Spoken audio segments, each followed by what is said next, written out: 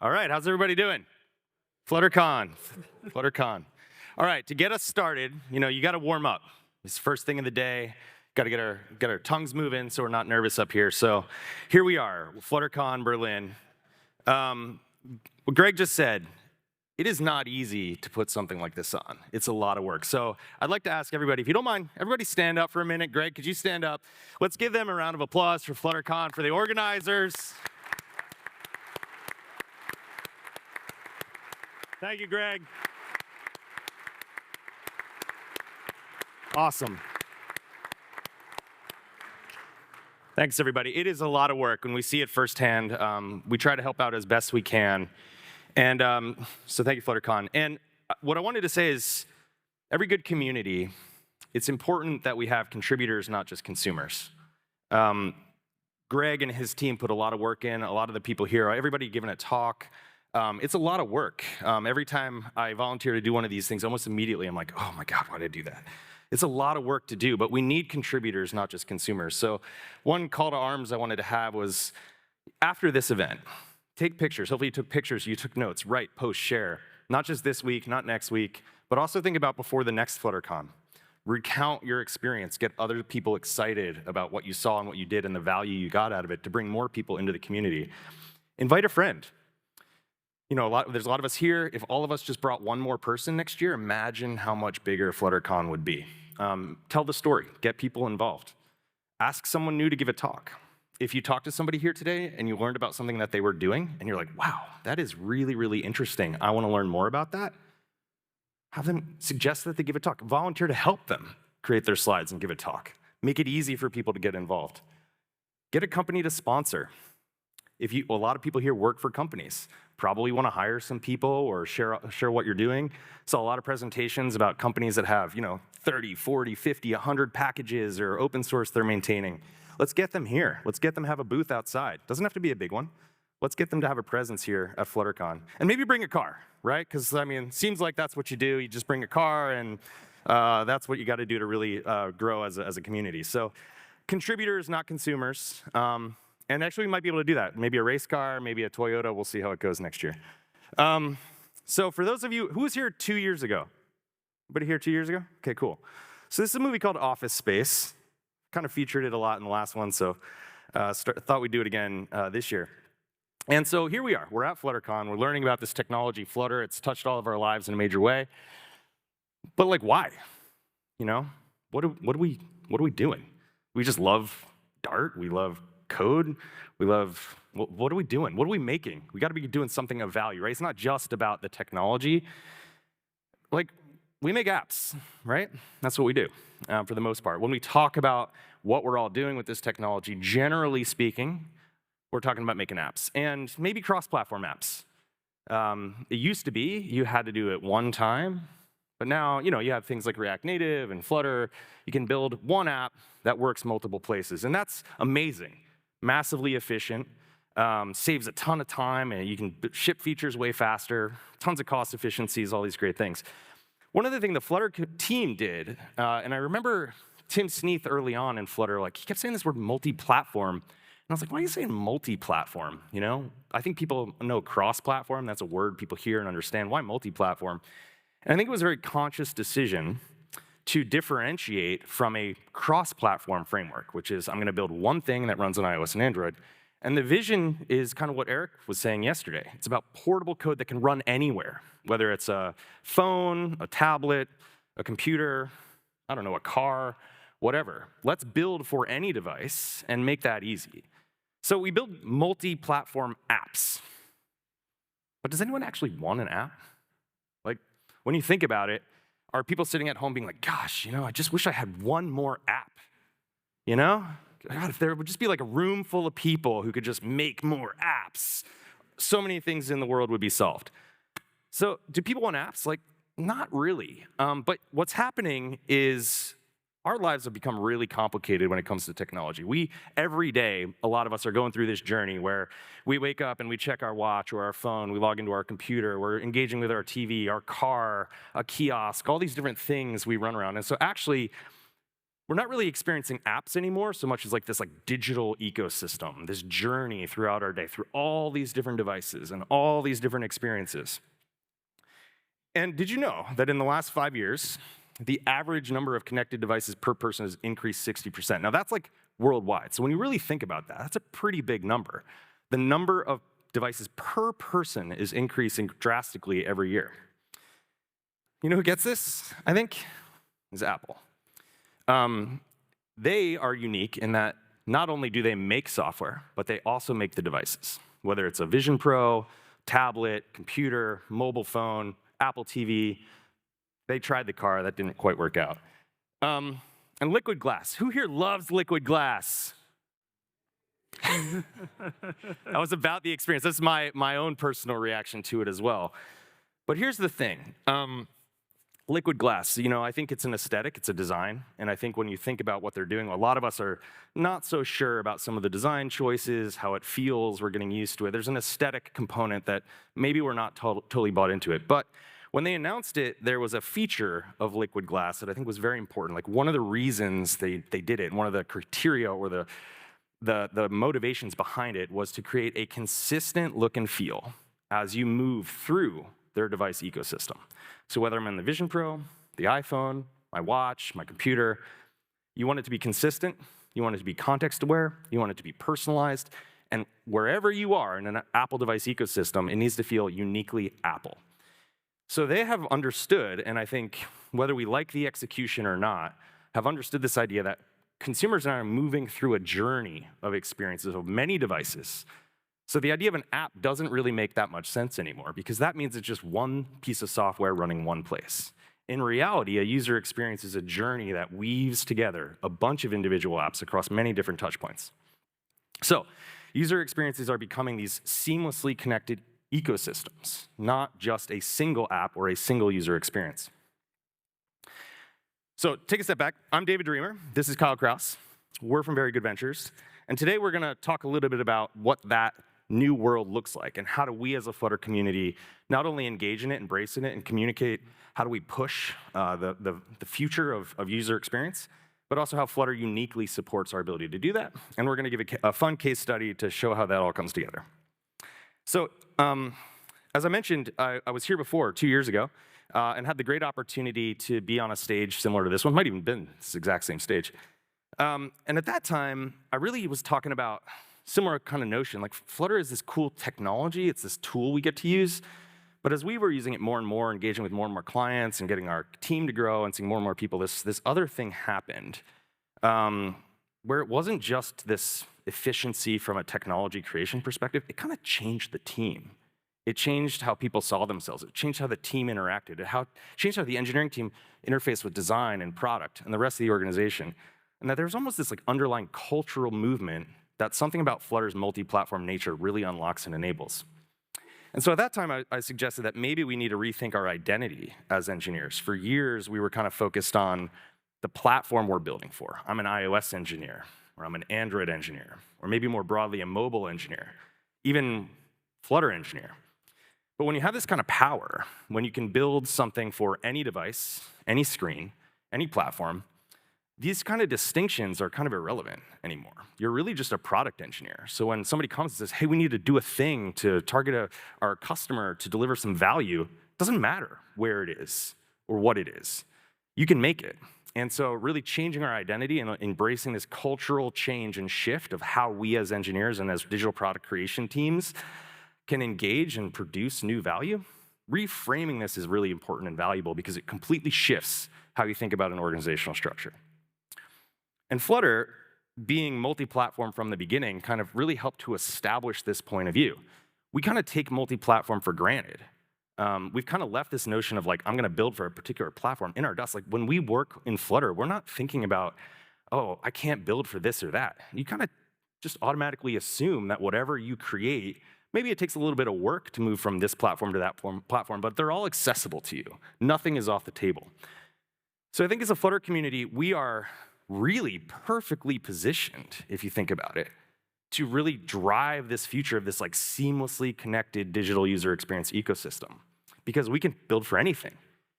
And as we share across these platforms, all of a sudden, doing that becomes far more efficient and possible. But still, when we think about Flutter apps, even some of the language we use is kind of this like old way of thinking, I think. We think about like single code base. Really? Is that really what we're trying to get at? We think about like build once, deploy anywhere. But like it doesn't make sense that I'm going to take a mobile app and put it on a dashboard. Instrument cluster in a car doesn't even have touch sensitivity. You can't even engage with it. Imagine a mobile app in your instrument cluster. Wouldn't work. But that doesn't mean that there isn't functionality between multiple platforms that would make sense to be repurposed and reused in different places. So this idea of build once, deploy anywhere, it's cool. It's extremely valuable, highly efficient, way better than a lot of other solutions, but I don't think it's doing the full picture. If we reframe this and we say, actually, Flutter and Dart creates this foundation where we can have unified architectures, shared design systems, portable code, like Eric was talking about yesterday, and portable teams that can flex across all these different devices, and build a bunch of individual applications for all these different platforms, sharing all this underlying Flutter infrastructure. That's how we can get to this like really robust, seamless user experience across all these different devices. Not one app that we just repurpose for all these platforms, but an ecosystem of apps working together in concert as a result of the multi-platform capabilities that Flutter gives us. So when we talk about product engineer, maybe that wasn't going far enough. Maybe we need to like rethink it and be like, actually, we're ecosystem engineers, because we can build anything, anywhere that work together in a complicated ecosystem, and we can do it better than anyone else. So with Flutter in our toolkit, I think we can raise the bar of what is possible, and I think that is actually our duty as a community, is to show the world what's possible and to go next level. So what does this look like in practice? How do we actually pull this together? One of the things VGV put out recently is this thing we call the multi-device maturity model. It's a white paper. You can go to our website and download it. There'll be a QR code later. And this is really a framework to think through this kind of new vision of how do you build multi-device experiences. And where are you? Where are you as a team? Where's the company you work for? Where's your customer maybe? And create a shared set of language and sort of expectations and goals and objectives to kind of help us do things that are more advanced, more innovative, more creative as we think about this seamless journey. I'm going to introduce that to you a little bit, just high level. We're going to walk through kind of the levels, and then I'm going to turn it over to Kyle. And Kyle is a member of the VGV team who has led our work with this company called Trackhouse Racing. It's a lot of fun, and this really is an opportunity to demonstrate how big picture thinking of a seamless connected ecosystem can come together, and how if you embrace the right ways of thinking from the beginning, not only is it possible, it almost just becomes natural. It's almost like you can't not do it in a way. So let's dig into this. Multi-device maturity model. What is it? Essentially, it's a framework for us to think more like these ecosystem engineers than just app builders. Because most companies, still today, are kind of building siloed experiences. Even a lot of Flutter apps, they might be multi-platform, so maybe they run on iOS and Android as a mobile app, but generally speaking, within a large company, they're still pretty isolated. They've got isolated systems, maybe they've got their own special APIs, separate code bases from other applications within an organization, disconnected user experiences that kind of resemble what the web looks like, or they resemble some other thing a little bit, but kind of not really the same thing because it was built totally isolated. And totally separate team. It's like the team's over there in that building, some other team's over there in that building, and maybe they meet at a company happy hour every once in a while, but otherwise, not really talking. So this is where a lot of the world is, to be honest, despite all the technology and despite all the sharing and all the capability. When you move up, we're starting to get there, Maybe we, as an organization, we start to say, let's consolidate some APIs. Let's find some opportunities to align our features and make sure that we have some design standards so that a team over there and a team over there and a team over there, we're kind of executing things in the same way, but we're still generally fragmented. We have some foundations that are shared, and we're moving towards that, but still not quite connected yet. When you get to this level 3, this is where you start to have emerging integrations.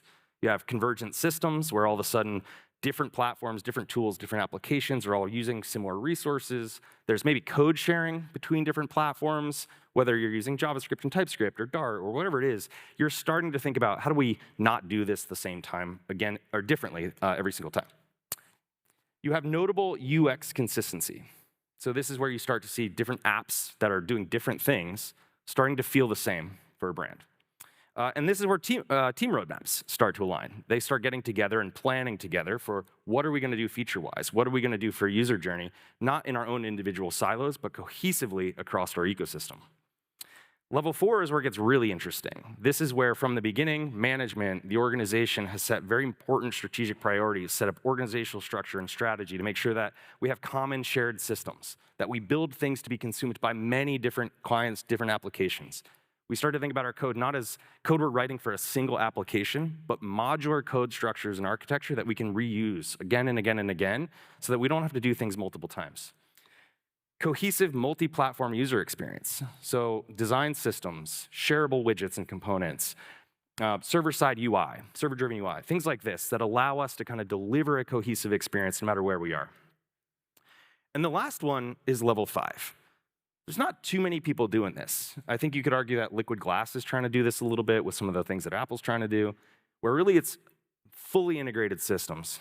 Again, consistent, seamless, context-aware, personalized, so that as you transition and move from device to device to device across an ecosystem of experiences you're doing, it feels like the same experience, the same overall value you're trying to get, but just unique and specific to wherever you are, whenever you are, and however you want it best. This is also where you get unified teams. And this is one of the things I'm most excited about Flutter, is if you do this well, the fungibility of individual teammates to move around to different parts of your digital experience is unbelievably effective and important to your ability to move quickly and innovate your experience. So these are the 5 levels that we've kind of defined. And in the document, if you want to go check it out, there's some checklists, there's some deeper dives into the different types of things. And this is really just a frame to think about where you are. Or when we go and we talk to a client, maybe they're thinking about doing something specific, and where are they in their journey, and how do we get them to think more advanced, again, towards the seamless, connected experience. So here's the QR code. Like I said, there's some research, a bunch of statistics, detailed level description, some criteria of assessment, and even some worksheets essentially to go through and do that. And it'll be at the end again as well if you don't catch it now. So that brings us to Trackhouse. Trackhouse is a really fun and engaging, incredibly loud project. If you've ever been to a race, it is extremely loud. But the thing is that Trackhouse, like many situations or many clients, came to us with a very specific request. They had an idea of a very specific app for a very specific purpose in a very specific location for a very specific type of customer. And it was level 1. If we had just said, great, let's do it, would have been a level 1 experience, and that's it. What we did is we took our experience with multi-platform, this knowledge behind the multi-device maturity model, and Flutter's multi-platform capabilities, and said, let's not think about this as level 1. From day 1, let's think about this as level 3, 4, 5. Let's make them experience innovators from the very beginning. Because it's not just our job to make a digital product that is amazing, it's our job to be the expert in the room to help the client or our customer think big picture, go bigger and better and beyond what they think is normal or expected, or even the minimum amount of value that they can create. So now I'm going to turn it over to Kyle, who's going to take us through the Trackhouse experience, and then I'll be back at the end to wrap us up. Thanks, David.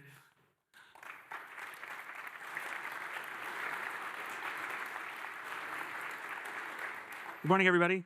So Trackhouse is a NASCAR team, and they came to us last summer with a simple request, like David said. Build an iPad app, something that enhances our VIP experience at the track. But that naturally led to a lot of questions on our side.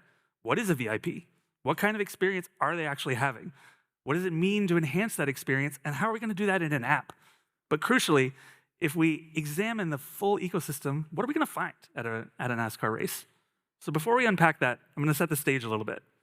So for those that aren't familiar, NASCAR, it's a motorsports league in the United States. It formed over 75 years ago with a bunch of bootleggers racing on the beaches of Florida. And today has become one of the biggest spectator sports in the United States. They race 36 weeks a year, different types of track, almost every week of the season, very little overlap. But unlike some of the racing you might be familiar with here, they're mostly racing on high-banked, roundy-round tracks. There are at least 36 highly decorated and very garish cars in each race. Most of them change those colors every week. It's not the easiest for even the most serious fan to keep up with. Trackhouse, they're one of 13 teams that compete full-time on the circuit. They field 3 of those cars that we just saw. The 1, the 88, and the 99. That's pretty good, isn't it? Trackhouse was founded a few years ago as a global motorsports and entertainment brand by Justin Marks. He was a former driver himself, and his goal was to be a disruptor and an innovator within NASCAR. And Justin came to us wanting to innovate his guest experience here on the pit box. It's a mobile command and service center for the team on pit road during the race. On the bottom, it's a giant rolling toolbox that the team uses to service the car. This is where they keep all of their tools, all the parts, all the equipment that they're going to need during the race to do anything to the car. On the top, it's a workstation for the chief engineers, and it's also premium seating for VIPs. And this is where we come back to our original idea. Trackhouse wanted people sitting here to have an app that they could use during the race. This is mostly brochureware about the team was what they were thinking. The siloed experience, single use. So to get started, we needed to discover what it was like to be a VIP on the pit box and map out what the Trackhouse race day journey really looked like. So we scored ourselves some sweet credentials that would get us behind the scenes. We put on our level 3 MDMM glasses so that we could be on the lookout for any kind of opportunity that would help make a great experience. And we went to a race.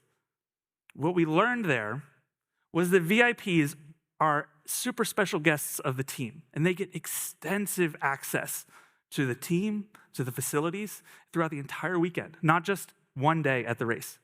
We went inside transporters where the drivers hang out before the race. We ate catered lunch with the team and the crew. We met their chef. We walked out on the grid before the race. We took photos with the drivers.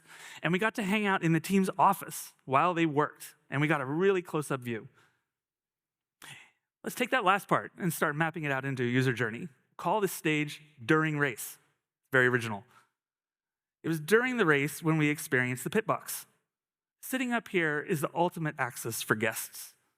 We sat directly behind race engineers and right above where the car gets serviced when it comes into pit.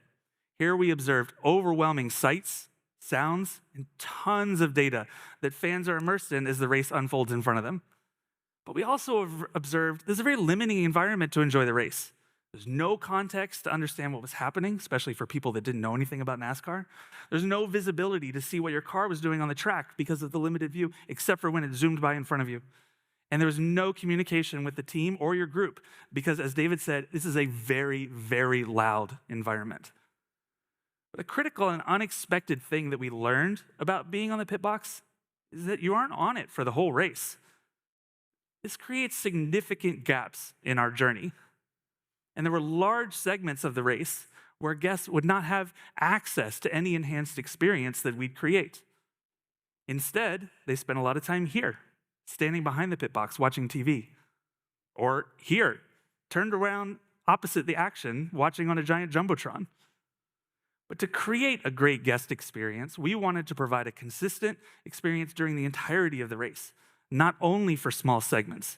We needed to think of a combination of solutions that together could enhance this entire stage of the journey.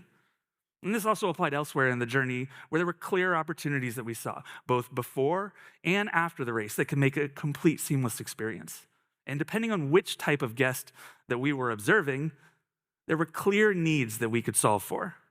Our observations raised the bar of what enhancing the VIP experience meant. And by finding ways to answer questions like these through digital experiences, we were able to create a full picture of what a more ideal VIP experience could be on race day.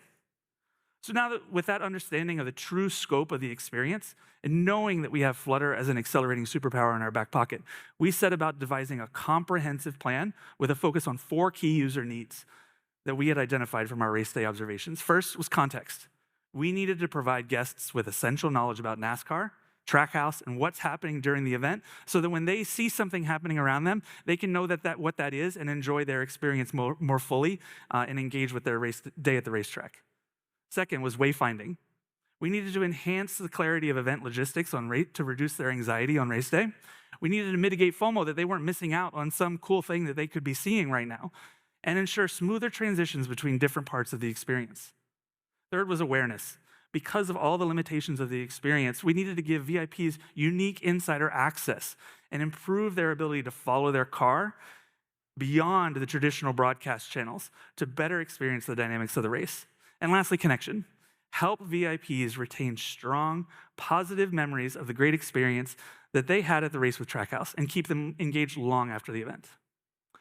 So going back to our journey map, our highest priority focus and the original request was to enhance the time on the pit box by building an app. So we spent a lot of design cycles in Figma, including a lot of prototyping. We generated a lot of simulated data, working to deliver feasible and engaging feature designs. We built that on top of an easily themable adaptive design system and made it really easy and well documented for our engineering team to consume. We made key architectural decisions to standardize on some major dependencies like Block for state management, Flame Engine for powering our high-frequency visualizations, and LiveKit for audio-video functionality and as a data transport layer with our server. We architected a mono repo structure to house device-specific Flutter apps, shared Flutter packages, cloud containers and functions, and our edge server agents, scripts, and containers. And we built the app to function as a second screen companion to the event. An ultra-high frequency data stream enables real-time visualizations of car position and telemetry, allowing users to see where their car is on the track and in the race at all times. An in-car video stream allows guests to ride along with their car and see the action from anywhere on the track as if they were a passenger.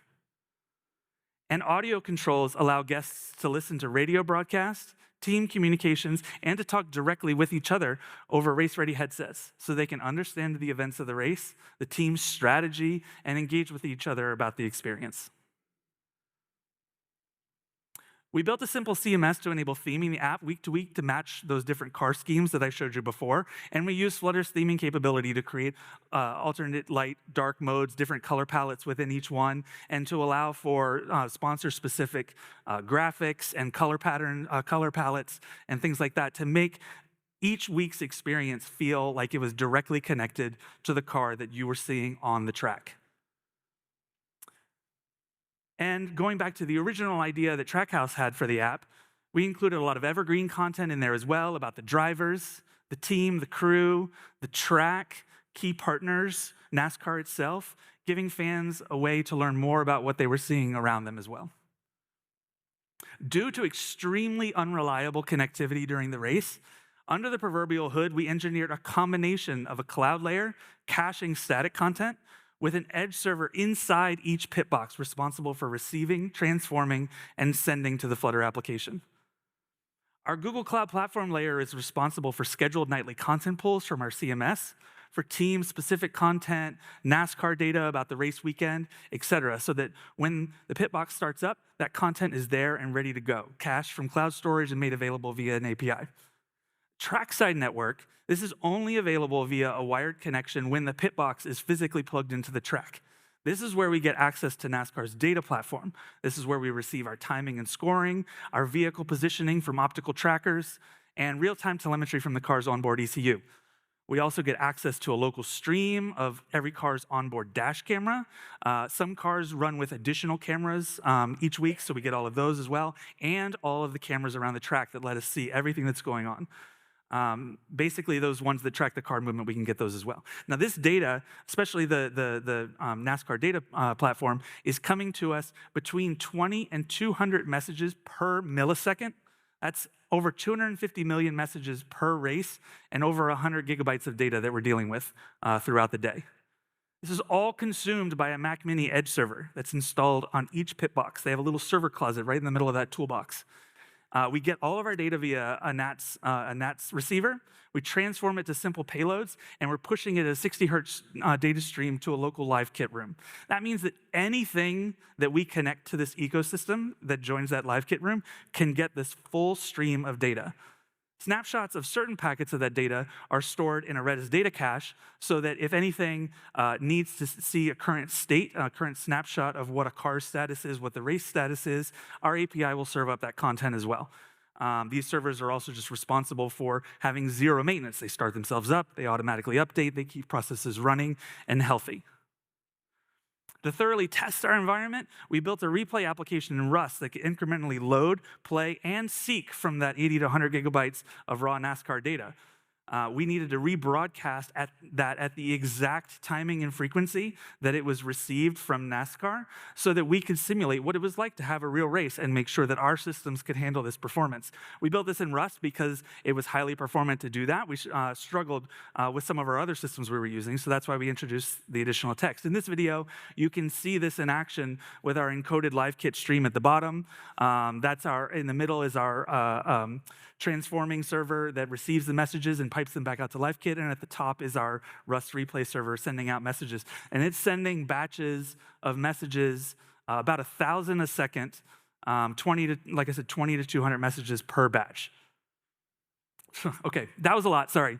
But as a quick diversion, here's a few hardware shots. For the top of the boxes, we designed and installed 8 custom ergonomic device enclosures, plus our local server, our networking equipment, and integrated wiring for each of the Trackhouse teams. So, back to the journey.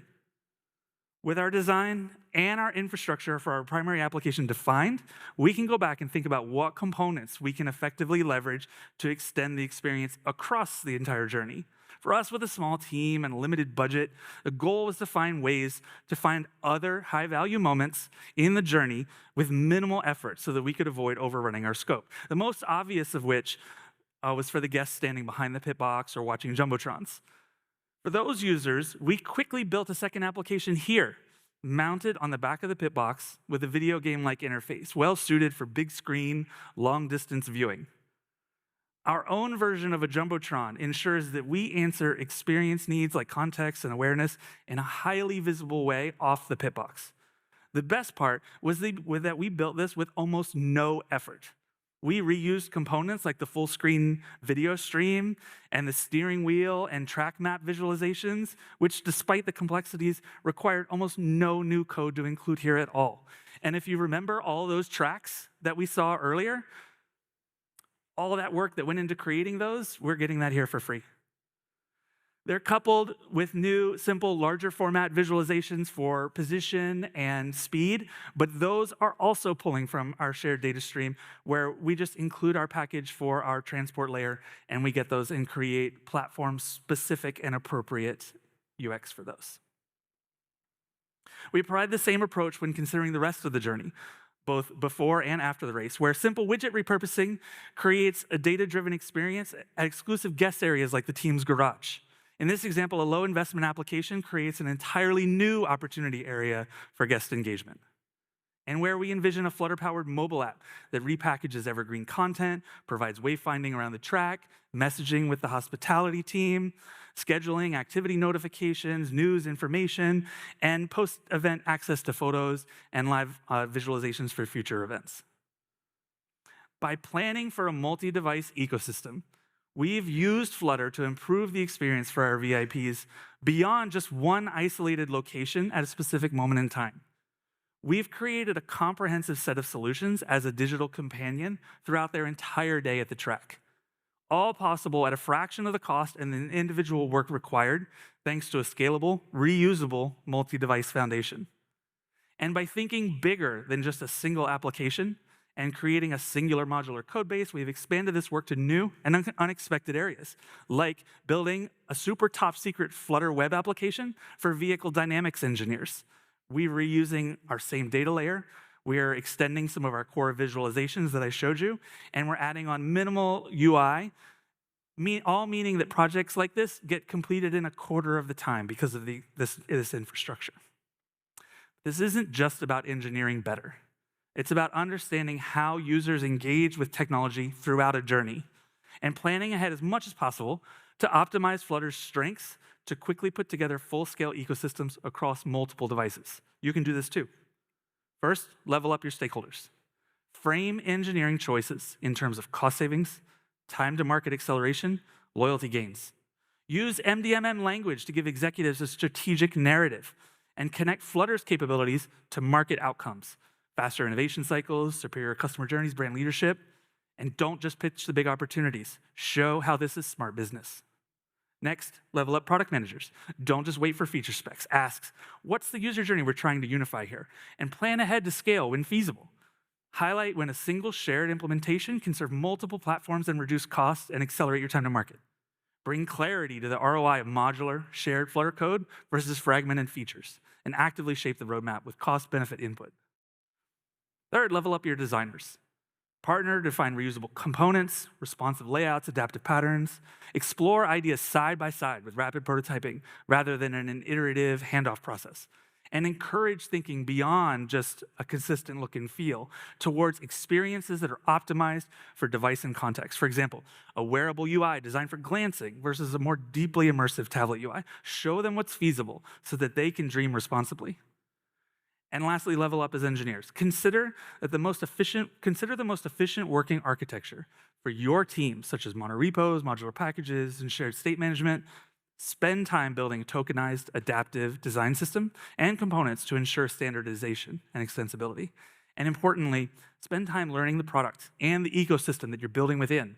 Don't focus so tightly on individual tasks and features that you miss patterns and opportunities for reuse that may not be immediately evident. By employing practices like these, you can set the stage for scaling your experiences efficiently beyond a single siloed experience to a connected, multi-device ecosystem. Back over to you, David. Thanks, Kyle.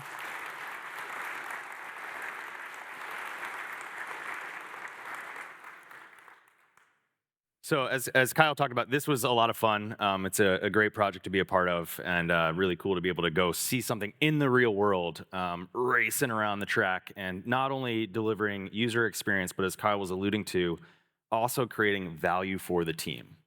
I wanted to highlight that one more time because we took this multi-platform Flutter-based ecosystem approach, now the team can approach us like, what if we built something that could actually help us make the race car go faster? Wouldn't have been an opportunity for us or for them if we hadn't taken this approach from the beginning. So it's not just about the initial idea, but it's about how do you take it further and set yourself up for more opportunity. I mean, imagine, hopefully, maybe next year or the year after, we'll be able to get here and say, Flutter, the technology we use to make engineering of apps faster, actually made a race car go faster. That'll be a lot of fun. So as we kind of wrap up here today and kick off the third day, wanted to reflect on, well, what are the messages we're going to put on the screen after this year? What are the big key takeaways? So Kevin Moore talked about lasting impact for Flutter, if you saw his keynote on Wednesday. How do we make sure that Flutter is a technology that doesn't just create some transient value for us, but actually creates lasting impact over decades that changes the nature of how we see technology and how we create value for our customers? And Eric yesterday talked about, let's live the future. Let's embrace portability across our business to do things that are new and unexpected and push innovation to new places. As a Flutter community, I think we need to be bold. We need to be super bold. Because even though we've got a lot of people in this room, Fluttercon continues to grow, we continue to have great case studies and experiences, and more companies getting behind it, we're still the underdog. We are still not the de facto standard of building apps or user experiences. That means we have to do more. We can't just be complacent and just good enough be enough. We have to be really good, maybe very good. We have to be super bold and push and drive the thinking in new areas. So it's not enough for us to build level 1 or level 2.